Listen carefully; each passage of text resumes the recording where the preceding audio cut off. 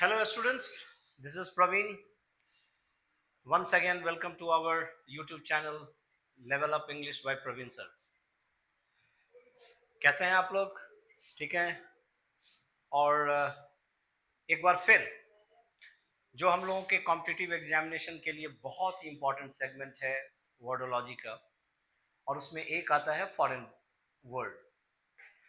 ये वर्ड ऐसे जो कि दूसरे लैंग्वेजेस से लिए गए वर्ड्स हैं और जिसको इंग्लिश में इनकॉर्पोरेट कर दिया गया है, शामिल कर लिया गया है, और इससे इंग्लिश भी इनरिच हुई है। बहुत ही वो उसका एक वर्ड का जो स्टॉक है वो बढ़ा भी है। और कुछ फॉरेन वर्ड्स तो ऐसे हैं जो कि जिनका कोई सब्स्टिट्यूशन नहीं है, वो बहुत इतने पॉपुलर हो गए हैं कि वो इंग्लिश में एक पार्ट एंड पार्सल बन गए, बहुत ही महत्वपूर्ण अंग हो गया। तो उसमें से जो बहुत ही कॉमन फॉरेन वर्ड्स हैं जो आपके एग्जाम में भी पूछे जाते हैं और जो डे टू डे लाइफ में बहुत यूज होते हैं, कॉमनली यूज होते हैं, हर एक आदमी उसको यूज करता है, तो इसलिए ये बहुत इंपॉर्टेंट होता है हम लोग के कॉम्पिटिटिव एग्जामिनेशन के लिए। तो आइए स्टार्ट करते हैं। ठीक है, फर्स्ट स्लाइड है मैग्नम ऑपस। ये क्या है? मैग्नम ऑपस,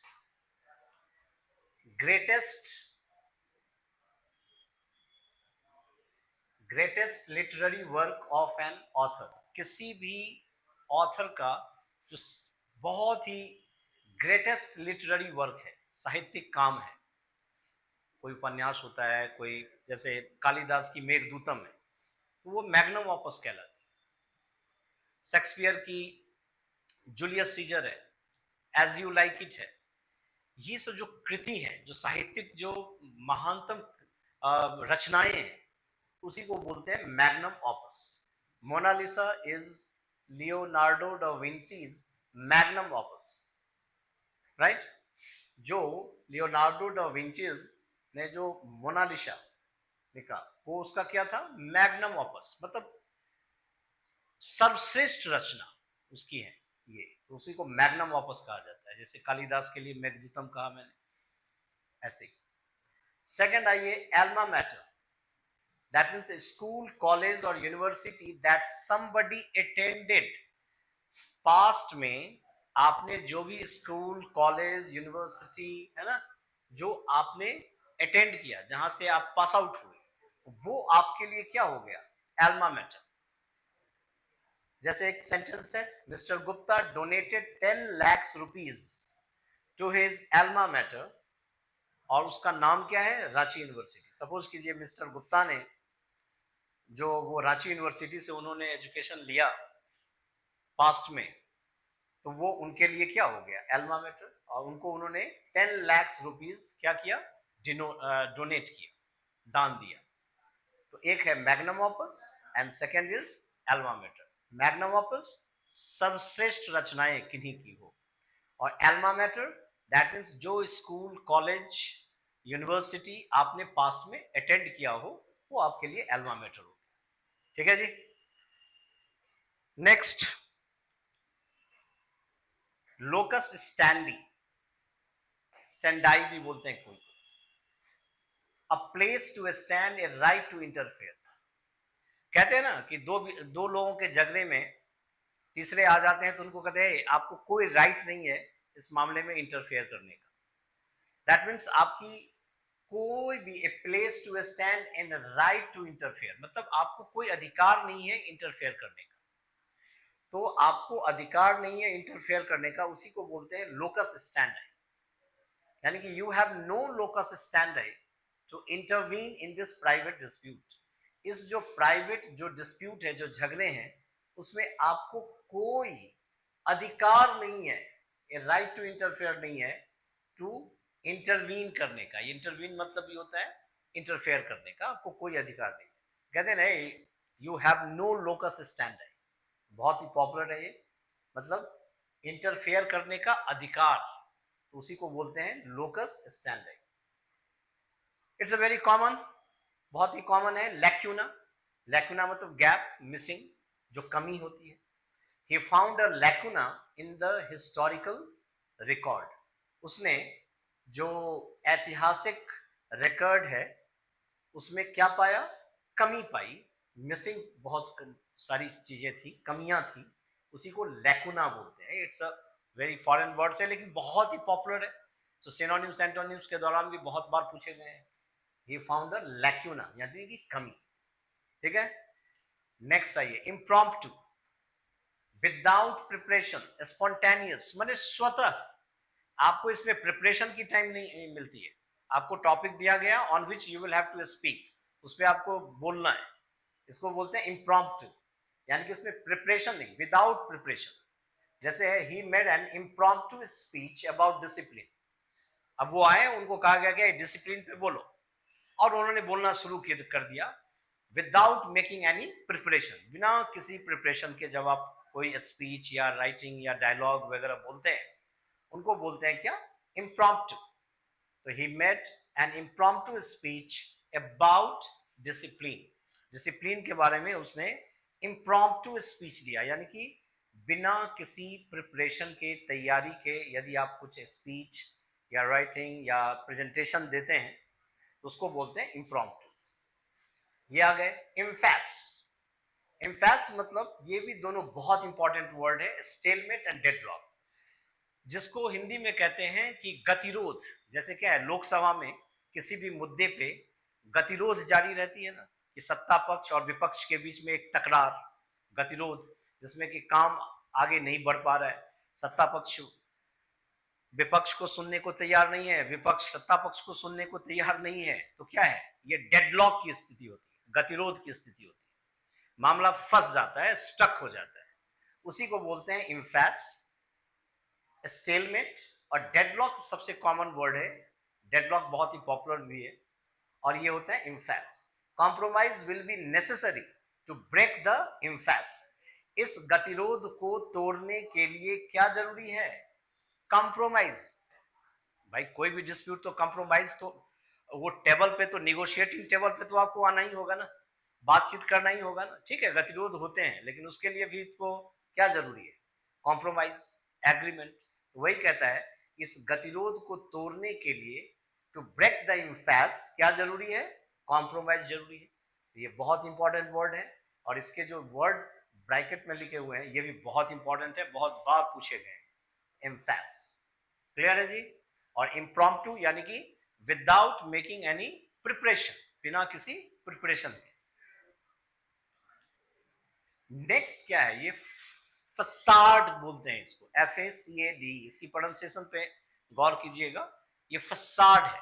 क्या है ये, facade, that means the front part of any building, और फॉल्स अपीयरेंस, दोनों मीनिंग होता है, किसी भी बिल्डिंग का फ्रंट पार्ट, आपके घर का, आपके स्कूल, कॉलेजेस, यूनिवर्सिटीज के जो एंट्रेंस होते हैं, जो फ्रंट पार्ट होता है, उसको भी फसाड बोलते हैं। और एक फसाड बोलते हैं कि फॉल्स अपीयरेंस, भाई दिखने में कुछ लगता है, होता कुछ है, इस सेंस में भी इसका फसाड का यूज होता है। तो he kept his hostility hidden behind a friendly facade, तो उसने अपनी शत्रुता को छुपाए रखा, किसके पीछे, एक फ्रेंडली, एक दोस्ताना, एक छलावा जिसको कहते हैं आप, फसाड के पीछे, है ना, जो फॉल्स अपीयरेंस, जो दिखता कुछ है, उसने अपनी शत्रुता को छुपाए रखा, किसके पीछे, एक दोस्ताना पूर्ण, एक मैन्युफैक्चर्ड, जो कृत्रिम रूप से आपने बना के रखा हुआ है, फसाड, ऊपर से एक मास्क पहन लिया है आपने, क्योंकि हाँ नहीं, मैं तो आपका बहुत ही अच्छा फ्रेंड हूं, लेकिन आप उससे दुश्मनी निभा रहे हैं। उसने अपनी शत्रुता को जारी रखा रखा और किसके पीछे छुप के, तो फ्रेंडली फसाड, एक दोस्ताना पूर्ण एक मास्क ओढ़ लिया और उसके पीछे उससे शत्रुता निभा रहे हैं, तो ये दोनों में यूज होते हैं। नेक्स्ट है फैक्टोटम, फैक्टोटम मतलब एक ऐसा इंप्लॉय जो आपका सब काम कर दे, वो ऑफिस ऑफिस बॉय है सपोज, वो आपका प्रिंट भी निकाल रहा है, आपके लिए चाय भी बना रहा है, दो गेस्ट आते हैं तो, जो क्लाइंट आते हैं तो उनका स्वागत भी कर रहा है, वो सब काम करते हैं, है ना, एन ऑल पर्पस सर्वेंट, उसको बोलते हैं फैक्टोटम। He was the office फैक्टोटम। कितने एम्प्लॉय बहुत ही टैलेंटेड होते हैं, ठीक है, वो बहुत कुछ मैनेज कर देते हैं, टेक्निकल इश्यूज आया तो उसको भी मैनेज कर दिया, ठीक है, और जितनी भी ऑफिशियल जो वर्क होती है सबको मैनेज करते हैं, उसको बोलते हैं फैक्टोटम। Clear? He was the office फैक्टोटम। And facade किसी बिल्डिंग का फ्रंट पार्ट और एक मास्क, मास्क के पीछे, ठीक है, छलावा जिसको कहते हैं। क्लियर? नेक्स्ट, ये भी बहुत इंपॉर्टेंट है, सुओमोटो। इसका मीनिंग है on its own, at once own initiative. कभी कभी क्या होता है कि आप अपने इनिशिएटिव से कोई डिसीजन लेते हैं या किसी चीज में इन्वॉल्व होते हैं, किसी ने आपको कहा नहीं, ऑन इट्स ओन, खुद आपने सोचा कि नहीं मुझे इस पे फैसला देना चाहिए, मुझे इस पे विचार करना चाहिए। कोर्ट कभी कभी सुओमोटो एक एक्शन लेती है, राइट? किसी ने कंप्लेन नहीं किया है किसी भी कोर्ट में, लेकिन कोर्ट ने ऐसा सोचा खुद से कि मुझे इस मामले में दखल देना चाहिए या अपने विचारों को व्यक्त करना चाहिए बिना किसी कंप्लेन के, तो उसको बोलते हैं suo motu. The supreme court has taken suo motu notice of the case. इस केस के बारे में सुप्रीम कोर्ट ने खुद से संज्ञान लिया, suo motu notice, has taken suo motu notice of the case.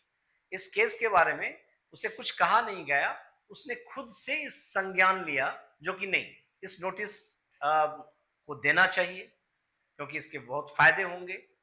तो बिना किसी कंप्लेन के उन्होंने इनिशिएटिव लिया, किसी के बिना शिकायत के ही पहल करना, वही हो गया सुओमोटो। खुद से, आपके विवेक से आपने कहा कि नहीं मुझे इस पे बहस करनी चाहिए, मुझे इस पे इंटरफेयर करना चाहिए, सुओमोटो। स्टेटस को जैसा है वैसा ही रहने दो, existing state at a particular time, no change. कितने आदमी कोई भी चेंज के पक्ष में नहीं होते, चेंजेस नॉट एट ऑल, कोई भी तनिक भी नहीं, जो है वो चल रहा है।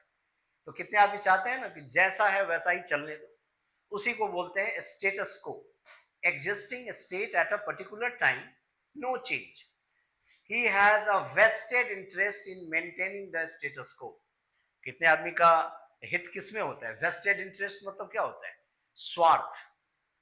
कितने आदमी की स्वार्थ क्या होती है? कोई चेंज नहीं होगा, जैसा है वो चलेगा, वो चलता रहेगा। तो कितने आदमी स्टेटस को चाहते हैं, जो कि स्टेटस को बना रहे, एज इट इज पोजीशन बना रहे, ताकि मुझे कुछ फायदा हो, तो उसी को बोलते हैं स्टेटस को, कोई चेंज नहीं। तो कुछ आदमी का एक वेस्टेड इंटरेस्ट होता है, अपनी एक स्वार्थ होती है स्टेटस को मेंटेन करने में, चीजें यथावत रहें, वो तो वो उनको ज्यादा अच्छा लगता है, तो उसी को स्टेटस को बोलते हैं आप। तो यही आज के जो सीरीज है उसके फर्स्ट पार्ट में मैंने कुछ फॉरेन वर्ड्स को आपको बताया जो बहुत ही पॉपुलर हैं, not only for the competitive examination but for the practical purposes. ये इतने कॉमन हैं जो कि कहीं भी यूज कर सकते हैं आप, और कॉम्पिटिटिव एग्जामिनेशन के ये हिस्से रह चुके हैं, ये सभी वर्ड्स कहीं ना कहीं आता है, आता ही रहेगा। तो इन सभी पे आप इसको ग्रिप रखें, इसके प्रैक्टिकली सेंटेंस भी बना दिया है, तो उसको बार बार इसको रीडिंग करेंगे, ठीक है, और इस पर कमांड करेंगे। तो ये सेशन मैं अभी ओवर कर रहा हूँ, वाइंड अप कर रहा हूँ। Thank you for listening to me with a rapt attention. Thank you very much.